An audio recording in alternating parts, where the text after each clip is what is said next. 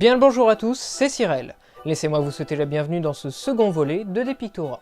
Mais avant de me lancer, je tenais évidemment à remercier celles et ceux qui m'ont envoyé des messages et donné leur avis concernant le premier épisode sur la Joconde. Vos commentaires et vos critiques m'ont été utiles. Si vous avez vu ce précédent numéro, vous l'avez sans doute déjà deviné. Aujourd'hui, nous allons nous intéresser à une peinture pour le moins complexe et en plus très mal desservie, je dirais même lésée par l'agencement muséographique. En effet, à chaque fois que je me rends au Louvre, je trouve qu'il est particulièrement injuste que les touristes se ruent vers Mona Lisa pour ne lui accorder leur attention qu'après, voire pas du tout.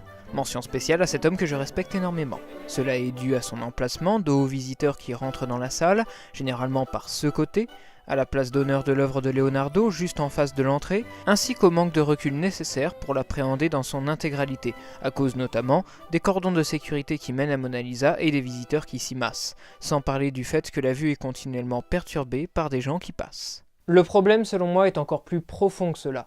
La placer devant la Joconde a comme pour effet d'amoindrir sa force par le manque d'intérêt de ces mêmes visiteurs, ou par la petitesse de Mona Lisa qui ressemble plus à un timbre-poste sur un mur vide en comparaison, et qu'elles ne le méritent toutes deux clairement, mais alors clairement pas. Je me dois par conséquent de réparer cette injustice, et de restaurer ainsi la gloire des noces de Cana. Au XVIe siècle, le plein essor de la République de Venise est derrière elle. Sa position géographique en Europe et son emplacement sur la mer Adriatique en faisaient un pôle commercial majeur des routes de l'Asie, et son arsenal une puissance maritime incontestable de la Méditerranée.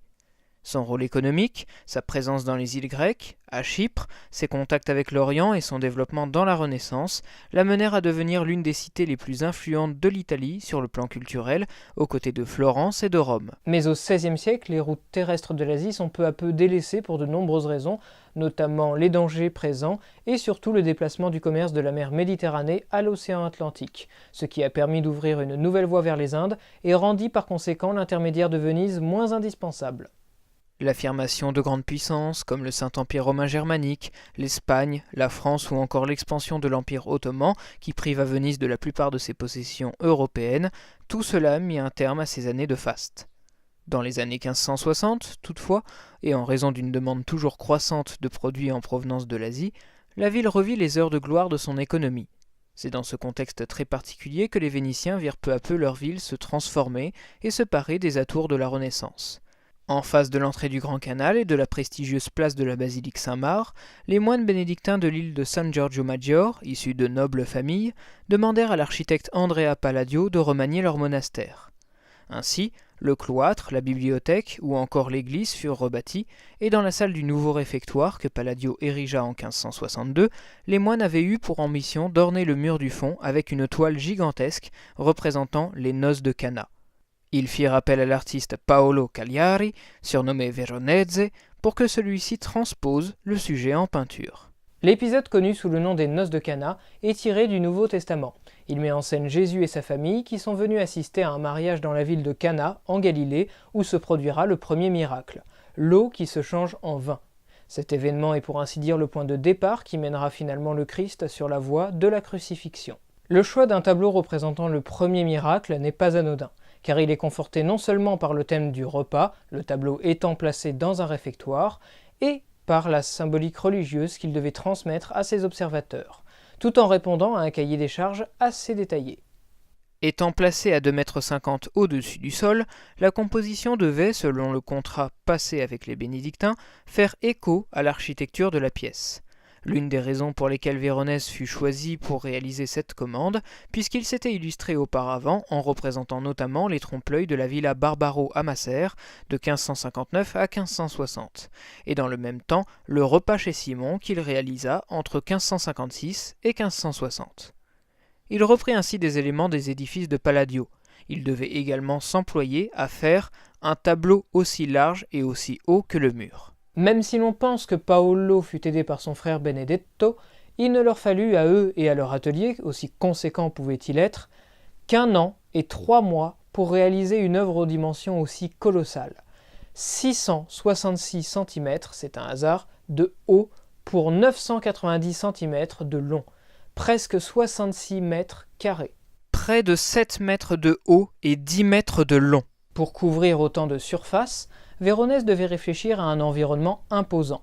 La hauteur lui permettait de représenter de véritables morceaux d'architecture et exigeait de réaliser des personnages en pied, au minimum à l'échelle humaine pour pouvoir les apprécier de façon satisfaisante, 1 mètre plus bas. La mise en scène d'un mariage lui donnait l'occasion de dépeindre un banquet plein de vie, plein de personnages aux attitudes et aux expressions différentes, et d'exprimer non seulement son talent, mais aussi toute la diversité culturelle de la cité des Doges. Véronèse s'appuya du texte d'où est tiré l'épisode, à savoir l'Évangile selon saint Jean, chapitre 2, versets 1 à 11. Je vous le lis. 2 jours après, il y eut un mariage à Cana en Galilée. La mère de Jésus était là, et on avait aussi invité Jésus et ses disciples à ce mariage. À un moment donné, il ne resta plus de vin. La mère de Jésus lui dit alors : « Oui, vous avez parfaitement raison, Pierre. Ils n'ont plus de vin. » Mais Jésus lui répondit : Mère, est-ce à toi de me dire ce que j'ai à faire ? Mon heure n'est pas encore venue. La mère de Jésus dit alors au serviteur : Faites ce qu'il vous dira. Il y avait là 6 récipients de pierre que les Juifs utilisaient pour leur rite de purification. Chacun d'eux pouvait contenir 3 mesures. Jésus dit au serviteur : Remplissez d'eau ces récipients. Ils les remplirent jusqu'au bord. Alors Jésus leur dit : Maintenant puisez cette eau et apportez-en au maître de la fête. C'est ce qu'ils firent. Le maître de la fête goûta l'eau changée en vin. Il ne savait pas d'où venait ce vin, mais les serviteurs qui avaient puisé l'eau le savaient. Il appela donc le marié et lui dit : Tout le monde commence par offrir le meilleur vin, puis, quand les invités ont beaucoup bu, on sert le moins bon. Mais toi, tu as gardé le meilleur vin jusqu'à maintenant. Tel fut à Cana de Galilée le premier des miracles que fit Jésus, et il manifesta sa gloire, et ses disciples crurent en lui. Contrairement à ce que l'on pourrait attendre d'un événement de cette importance religieuse et symbolique, les noces de Cana sont loin de constituer l'une des scènes les plus prisées du répertoire christologique et marial, comparée à celle de la Passion, des autres miracles du Christ, des Vierges à l'Enfant ou encore des Annonciations. Nous constatons très clairement qu'il s'agit au départ de représentations ne comptant qu'un comité très réduit. Celle de Giotto se concentre sur les protagonistes principaux et reste très littérale par souci de simplicité de lecture et de manque d'espace, puisque sans perspective, tandis que celle de Gérard David se libère un peu en offrant un semblant de profondeur dans un paysage urbain, ou même en incluant d'autres convives, jusqu'au commanditaire. Mais il fallut réellement attendre la Renaissance pour voir se développer une codification plus claire d'une scène de repas et la maîtrise plus poussée de la multiplication des figures. En 1561, soit quelque temps avant la réalisation de Véronèse, Tintoretto déploie une grande foule et joue avec la profondeur des lieux pour que nous en mesurions l'importance. Mais la tablée, des accès du centre de la toile, contraint la construction de la pièce à une vision diagonale, cela dans le but d'apercevoir les serviteurs et donc de répondre plus avantageusement à la description textuelle. Si cette solution a le mérite de forcer le spectateur à entrer dans la toile de manière plus naturelle, il n'en demeure pas moins que l'œuvre a un caractère très chaotique qui rend la lisibilité de l'épisode pour le moins sinueuse. Véronèse, lui, choisit de sacrifier cette proximité immédiate en offrant au spectateur une vision idéale et symétrique. Pour commencer, il convient de remarquer que la description de l'œuvre se fait en 2 temps, car 2 espaces sont définis par la rambarde. La partie supérieure, qui contient le ciel et la majorité des corps des bâtiments, et la partie inférieure, qui est jalonnée par une foule conséquente. Avant de continuer plus loin, je tiens à préciser certaines choses. Dans un premier temps, étant donné que je traite d'une peinture qui relate un épisode de la religion chrétienne, sachez que je me désintéresse totalement de questionnements historiques ou spirituels, type « est-ce que cet événement a eu lieu ou non ?» ou si j'y crois ou pas. Bien. Enfin, et au regard du nombre de protagonistes qui participent à la scène, la description qui va suivre ne pourra être exhaustive sans être indigeste. C'est pourquoi je ne m'attarderai vraiment que sur les figures nécessaires à la compréhension de l'œuvre et de sa narration. D'autre part, même en tenant compte de ceci, cette analyse sera très longue. C'est pourquoi je vous mets dans la description de la vidéo les repères-temps qui délimitent chaque partie de mon propos, qui, encore une fois, mais je le reprécise, repose sur mon approche personnelle. Vous êtes parfaitement libre d'avoir la vôtre. Tout est dit. Intéressons-nous pour commencer à la partie inférieure. 74 personnages, 74 personnages au moins, se déploient autour de tables disposées en U.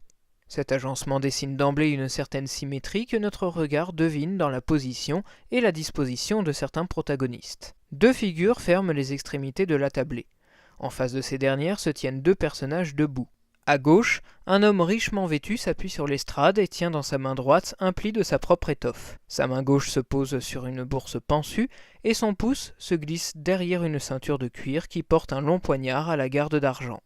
À droite, un autre homme, à la richesse tout aussi manifeste que son homologue de gauche, se place devant la table. Il tient élégamment et inspecte avec intérêt sa coupe de vin. Leur pose, relativement très similaire, notamment au niveau de l'inclinaison du corps de 3/4, le profil du visage ou encore la position des bras et des coudes, insiste sur une composition miroir. En plus de la répétition des poses, nous ressentons que ces deux hommes ont beaucoup d'importance, car ils divisent la partie inférieure en 3 sections et sont les figures nécessaires au bon déroulement de la narration d'un bord à l'autre de la toile. Je m'explique. À gauche, l'homme qui s'appuie sur l'estrade est en fait en train d'exposer ses richesses au couple en face de lui, qui s'avère être les mariés. Il s'agit très probablement d'un invité qui vient leur faire des présents. Autre démonstration de son faste, il leur offre vraisemblablement un oiseau exotique, et Véronèse semble guider l'observateur attentif en utilisant le serveur de vin et le geste de l'époux qui reçoit pour aider à cette interprétation. Après quoi, nous sommes tentés de plonger notre regard plus en profondeur dans la toile, mais certains personnages nous renvoient de nouveau vers les mariés, déjà pour nous attarder un peu plus sur la figure de la jeune épouse, qui fait partie des 3 seuls de la peinture qui regardent le spectateur directement. En faisant un bref aparté, on remarque que sa main posée sur sa poitrine, ou ses vêtements, d'une élégance certaine, sont autant d'éléments qui la rapprochent avec une autre peinture de Véronèse, la belle Nanny. Cette attitude met l'accent sur la beauté et l'évidente jeunesse de la mariée. Mais ce retour a probablement un autre sens, comme si Véronèse insistait pour nous montrer quelque chose d'autre au premier plan. En effet, cette déambulation nous a fait apprécier l'effet de perspective et nous plonge au cœur de la scène, mais elle nous a surtout permis de remarquer l'attitude de certains invités. Nous voyons par exemple que l'homme au turban vert se retourne pour demander s'il pourrait être resservi, comme le suggère sa main qui interpelle un homme derrière lui. Et il en va de même pour celui qui les observe, la main posée sur le rebord de la table pour montrer son intérêt à l'égard de la conversation et qui démontre peut-être aussi sa propre impatience. Effectivement, il semble que la plupart des convives n'aient pas de verre ou qu'il n'y ait plus assez de vin pour les sustenter tous, en dépit de la contenance de la grande jarre tenue par un serviteur à l'ouverture de l'assemblée. Notez par ailleurs que cette figure est presque entièrement comprise dans une sphère. Elle épouse la courbe du dos, vient lécher le muscle de la cuisse jusqu'au genou pour enfin suivre la panse de la jarre et la relier à l'épaule gauche en poursuivant l'anse. L'emploi de cette forme peut être schématiquement compris comme étant le point d'origine de l'épisode miraculeux, qui se poursuit au centre de la composition.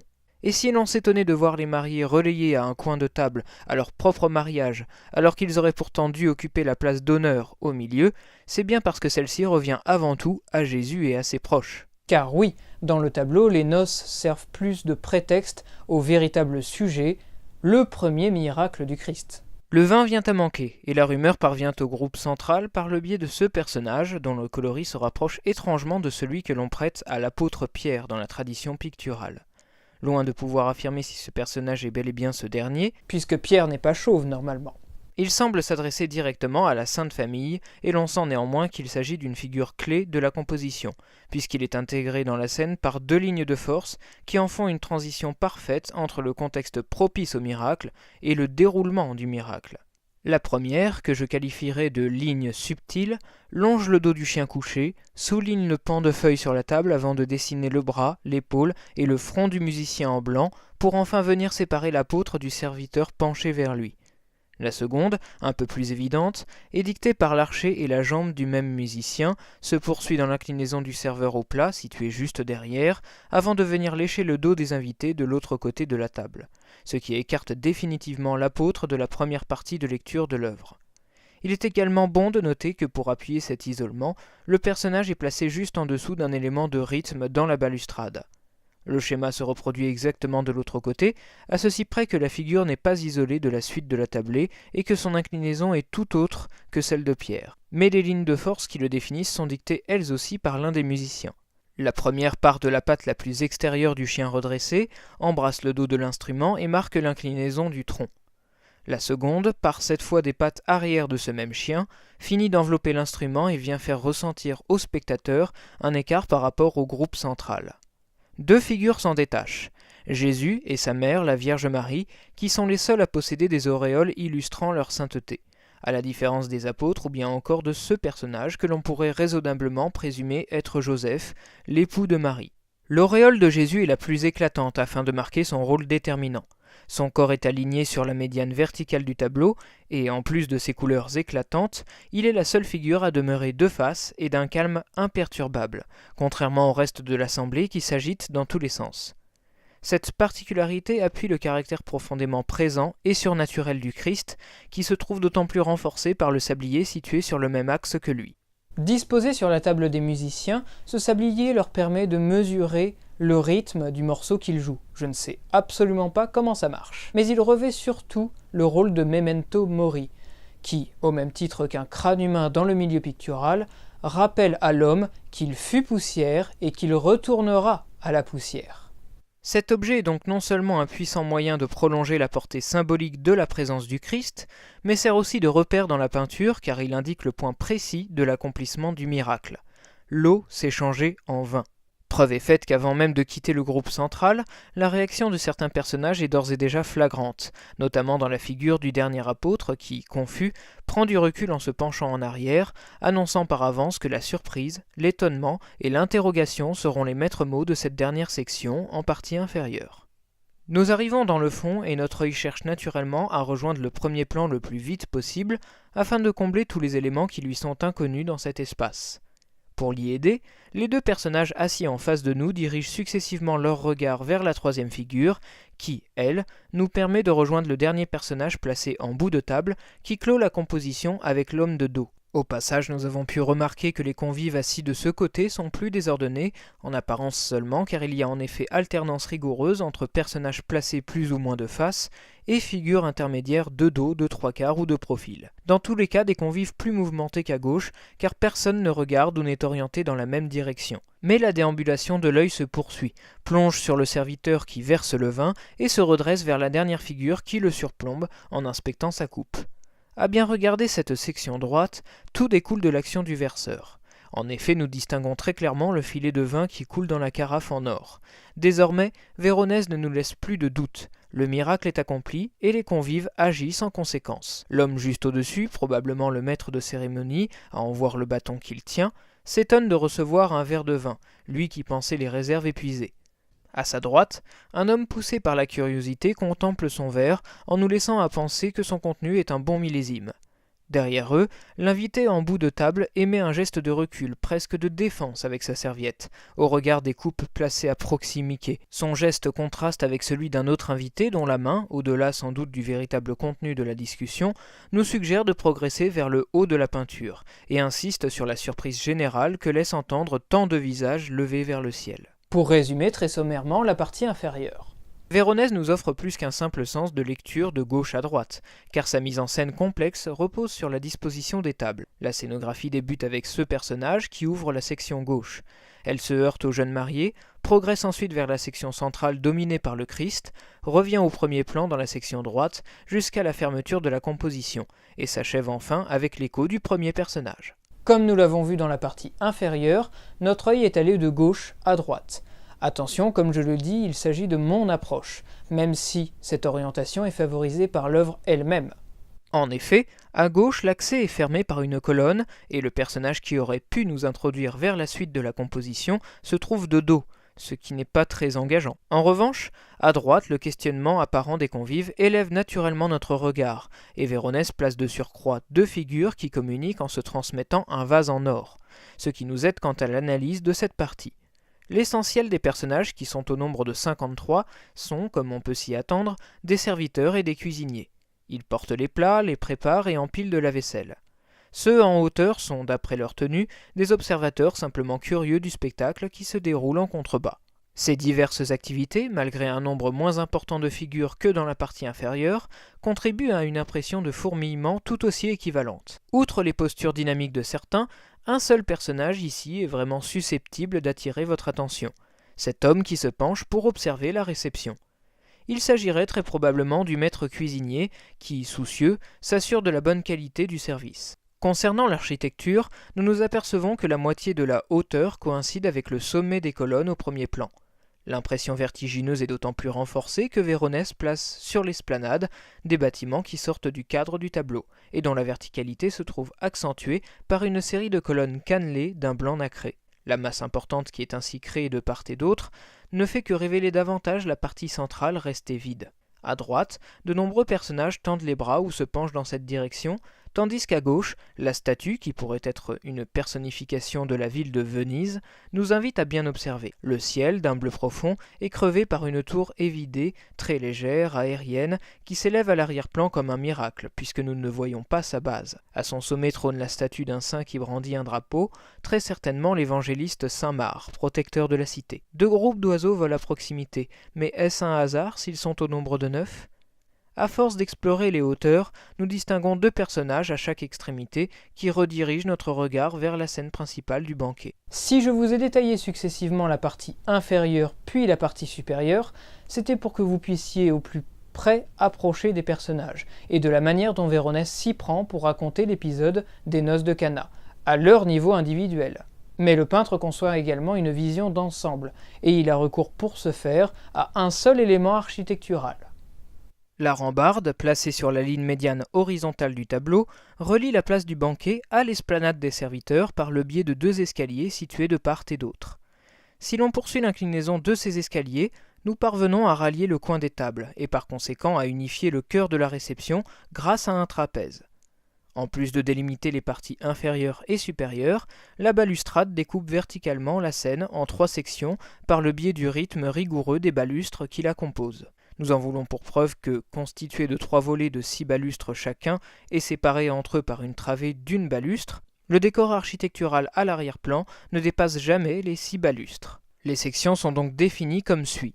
La partie propice au miracle où le vin vient à manquer, le déroulement du miracle au centre et l'accomplissement du miracle où les conséquences sont perceptibles dans l'attitude des personnages. Cette lecture en hauteur permet de distinguer le prolongement de la ligne verticale dont je vous parlais dans la partie inférieure, celle qui marque la présence de Jésus-Christ et l'instant précis du miracle mais qui s'avère également être la ligne médiane verticale du tableau. En effet, juste au-dessus du Christ, un groupe de serviteurs s'affaire à découper la viande d'un agneau, ce qui est symboliquement très explicite puisque cette image renvoie au sacrifice du Christ. Pour éviter de surcharger cette analyse, qu'il est déjà bien assez, et pour que vous ayez encore plus de détails, je vous renvoie au premier épisode d'Iconologia, en lien dans la description de cette vidéo si vous voulez en savoir plus naturellement.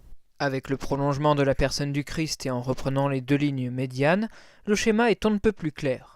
Véronèse développe la scène autour d'une croix subtile. Encore une fois, tout le tableau, même la partie supérieure, est conçu pour amener le regard du spectateur vers le Christ. Les personnages situés au plus près de l'axe central sont ainsi placés de telle manière, au-dessus de la rambarde qui constitue la ligne d'horizon, qu'ils concentrent toutes les lignes d'architecture. Alors qu'ils s'affairent à leur tâche, leur inclinaison vers le bas, de notre point de vue, incite notre œil à se rediriger vers le Christ. Pour équilibrer sa composition et dans le même temps unifier la scène et donner à notre regard une nouvelle impulsion, ascensionnelle cette fois-ci, Véronèse se sert du prolongement des tables, créant une pyramide qui ajoute encore plus de majesté à la scène et élève notre attention vers le ciel. Bien que d'un bleu très pur et la lumière ambiante qui suggère un temps clément, celui-ci est moutonné par des nuages grisonnants, signe avant-coureur d'une averse, d'une tragédie, celle de la mort du Christ. Sans doute faut-il voir dans ce campanile qui perce le ciel et se dresse seul à l'arrière-plan une évocation de la Jérusalem céleste, faisant écho au premier miracle du Christ, comme il est le premier édifice, la première pierre à s'ériger dans l'au-delà. Admirez cette profusion de saveurs et de couleurs, des bruns, des jaunes, des rouges, des bleus, des roses, des blancs. Le rapprochement de teintes aussi opposées et des assorties risquait d'être indigeste, mais Véronèse réussit malgré tout à nous les faire apprécier tout en les faisant cohabiter. En fin de compte, c'est en confrontant les couleurs qu'il individualise chaque figure, en leur donnant une singularité, une personnalité, en les rendant indépendantes et surtout vraisemblables. Cette masse colorée, qui vibre au rythme des discussions et des empressements, disperse notre regard et l'étend à l'ensemble de la scène, où aucun point, sauf le centre, ne retient l'attention plus qu'un autre.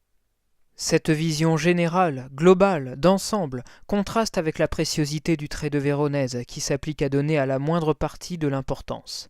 Il s'attarde sur chaque plat, chaque couvert. Il décrit consciencieusement le dallage et les reliefs en réussissant à imiter l'aspect et les imperfections des matériaux, tant et si bien qu'on en ressent la texture. Sa virtuosité se ressent également dans la retranscription qu'il fait de la lumière. Elle rase les surfaces lisses faisant se dégager les volumes grâce à de subtiles variations. L'éclat qu'il donne à la vaisselle révèle les propriétés translucides des verres et ajoute à la richesse du service une brillance inégalée.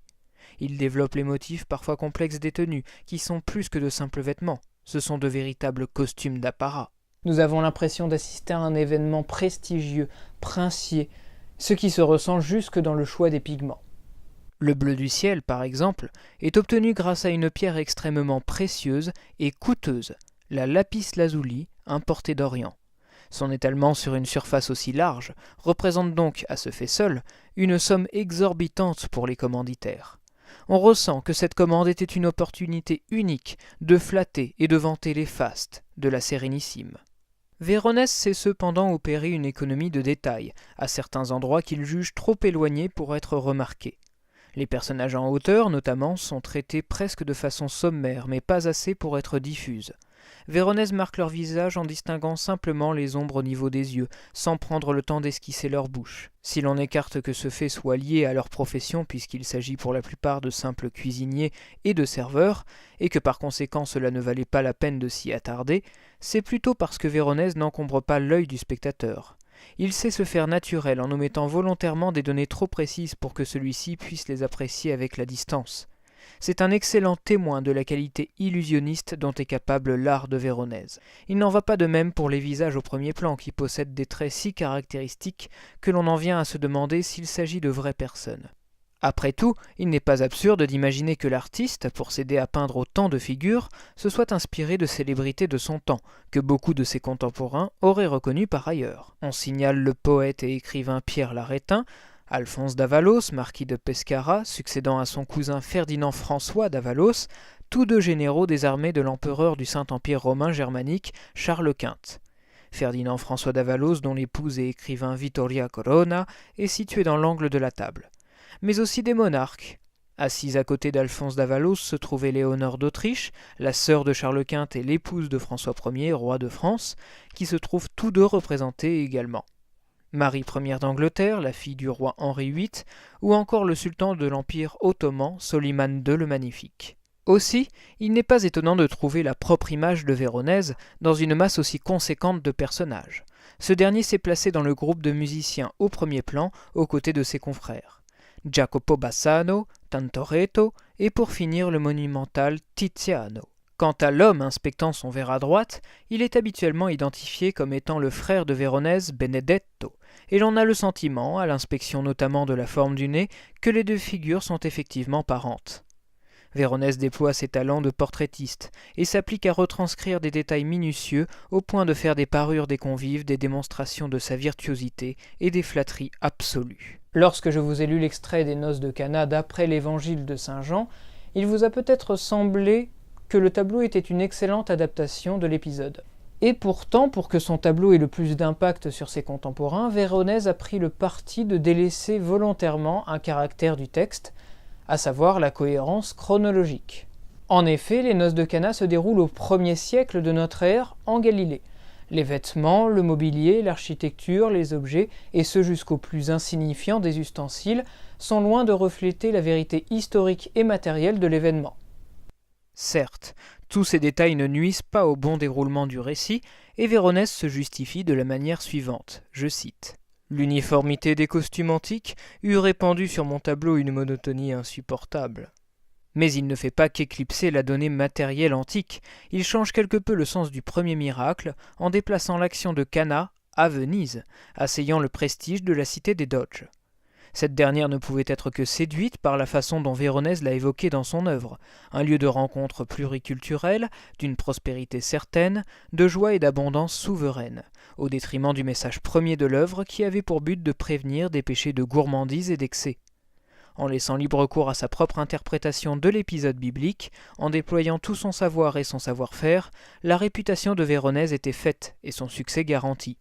Bien d'autres communautés religieuses désirèrent leur tableau, et Véronèse acquit sa place comme l'un des plus éminents peintres de l'école vénitienne. Les Noces de Cana regorgent également de symboles, comme nous avons pu le voir dans la construction de sa composition. Les contemporains de Véronèse auront ainsi très certainement noté que, conformément au texte, les 6 jarres de pierre que les Juifs utilisaient pour leurs rites virent leur contenu progressivement transvasé dans des aiguières en or, une métaphore du passage de l'Ancien Testament, le judaïsme, vers le Nouveau Testament, le christianisme. Lorsque les troupes napoléoniennes se saisirent des noces de Cana et l'emmenèrent à Paris en 1797, le tableau avait déjà perdu son éclat d'antan, tout comme Mona Lisa. Ce triste constat a sans l'ombre d'un doute contribué à amoindrir son souvenir et son importance aux yeux du grand public. Il fallut attendre une restauration attentive et longue de 3 années, de 1990 à fin 1992, avant que les couleurs n'émergent de nouveau, opérant parfois des transformations étonnantes. Pour ceux qui sauront se détourner aujourd'hui de Lisa Gherardini, ils pourront contempler une vision grandiose et élégante de la Sérénissime du XVIe siècle, où le chatoiement du coloris, qui suggère le mouvement et tend à la surcharge, côtoie l'équilibre de la composition et l'harmonie picturale. L'art de la peinture est étroitement lié à celui du théâtre. La mise en scène est d'ailleurs un élément important de la compréhension de chaque œuvre, mais elle est employée ici de façon remarquable dans cette toile immense.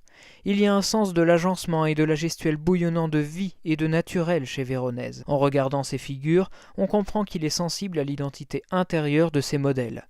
Il donne à ses personnages une âme, si bien que l'on peut facilement considérer les noces de Cana comme une ode aux 5 sens et aux sentiments humains. Le goût et l'odorat, l'ouïe et la vue, le toucher, la joie et le doute, la surprise et l'incompréhension.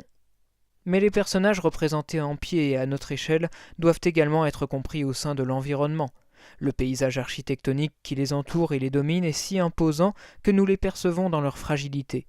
Ils jouent pourtant avec le décor et font de ces bâtiments fins un espace plausible. Vous avez très certainement remarqué les différents animaux qui parsèment l'œuvre. Véronèse en use pour 2 raisons qui servent un seul et même objectif. La première raison est d'ajouter davantage de diversité aux nombreuses figures humaines. La seconde est de briser le strict respect du texte sacré qui ne fait à aucun moment mention d'un élément naturel extérieur, puisqu'il ne contribue pas au récit. Si le chien placé au pied des mariés, par exemple, est associé à la fidélité et symbolise la loyauté du couple, les autres animaux contribuent à faire vivre la scène, soit par la couleur en s'intégrant dans un groupe de personnages, soit en interagissant avec le décor. Les animaux ponctuent la scène afin de l'égayer. Ils servent de connecteurs latents entre notre monde et celui de l'espace pictural, en rendant celui-ci accessible. Bien que beaucoup plus immersive grâce au cadrage rapproché et à l'échelle humaine des personnages, la seconde version du thème par Véronèse, 10 ans plus tard, est également plus étouffée à cause de ces mêmes raisons, puisque le format est beaucoup plus restreint. Même l'architecture y occupe moins de place, et le sentiment de grandeur s'en trouve nettement amoindri sans la symétrie qui régissait l'ensemble de la scène. Pour autant, Véronèse ne délaisse pas certains éléments, comme les tenues de son époque ou encore le luxe d'une réception princière. Il est par ailleurs intéressant de noter que le peintre réemploie les couverts, le ciel clair et moutonné des nuages, l'interrogation notoire des convives qui s'intriguent d'un visage à l'autre, ou encore les époux relayés à une place secondaire, voire effacés puisqu'ils se trouvent cette fois de dos. Mais cet exemple ne fut qu'un bref interlude dans la majesté des compositions de Véronèse. Dans le repas chez Lévy, il retrouve les très grandes scènes élaborées, la symétrie du décor et reprend même le motif d'un campanile qui émerge dans le fond en se détachant du ciel. Les représentations de fêtes et de repas de Véronèse ne cèdent en rien à la mouvance dominante de cette fin du XVIe siècle, où des artistes comme Tintoretto s'inclinent volontiers devant des visions obscures, voire tourmentées, et les écarts des suiveurs des grands maîtres de la Renaissance. La construction complexe de la composition ne suffit pas à résumer les noces de Cana. Le caractère grandiose, l'opulence du coloris et sa variété, le point de vue du spectateur placé en contrebas, le reflet de la société vénitienne du XVIe siècle, tous ces éléments concourent à faire de ce tableau l'œuvre la plus célèbre de Véronèse et une illustration parfaite des éléments de représentation propres à l'école vénitienne. Car ce n'est pas un hasard si Véronèse transpose les peintres en musiciens, tant ceux-ci composent et nous dévoilent le monde selon leur partition, faisant des noces un véritable manifeste de leur manière de peindre. Sa diversité et sa force en font en tout cas un monument. Chapeau l'artiste. Ce 2e épisode de Depictura est à présent terminé. J'espère qu'il vous aura donné envie de voir les noces de Cana sous un nouveau jour, à l'égal de la Joconde dans le panthéon des emblèmes de la peinture. Je tiens à remercier celles et ceux qui m'auront suivi jusqu'au bout. Si cette vidéo vous a plu, n'hésitez pas à venir découvrir à mes côtés les secrets d'une autre œuvre dans le prochain numéro, à vous abonner et à partager cette vidéo. Si dans le cas contraire elle vous a déplu, n'hésitez pas à me laisser dans les commentaires les raisons de votre déception afin de faire progresser l'émission et la chaîne. D'ici là, visionnez, commentez, aimez, désappréciez, créez, réagissez, pourvu que cela soit respectueux et constructif. Portez-vous bien et à bientôt!